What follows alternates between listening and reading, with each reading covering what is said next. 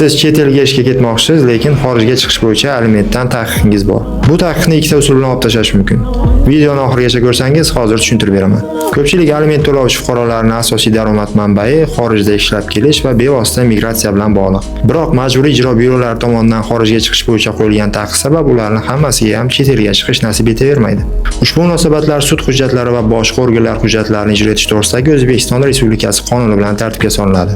Qonunga ko'ra, aliment to'lovchi fuqarolarning xorijga chiqish taqiqini bekor qilishning birinchi usuli bu 5 yillik aliment miqdorini birdaniga to'lash. Ikkinchi usul esa bazaviy hisoblash miqdorini 250 barobardan kam bo'lmagan aliment bo'yicha garov shartnomasini tuzish bo'ladi. Hozirgi kunda esa ushbu summa 100 milliondan oshiqroq summani tashkil etadi. Garov narsasi sifatida esa har qanday transport vositasi, ko'char va ko'chmas mulklar bo'lishi mumkin. 5 yillik aliment miqdorini birdaniga to'lash va aliment bo'yicha garov shartnomasini tuzish bo'yicha ijro hujjatini bergan fuqarolik ishlari bo'yicha sudga murojaat qilinadi. Agarda sizda shu bilan bog'liq muammolar bo'lsa, bizga murojaat qiling. Foydali ma'lumotlarni o'tkazib yubormaslik uchun sahifamizga obuna bo'ling.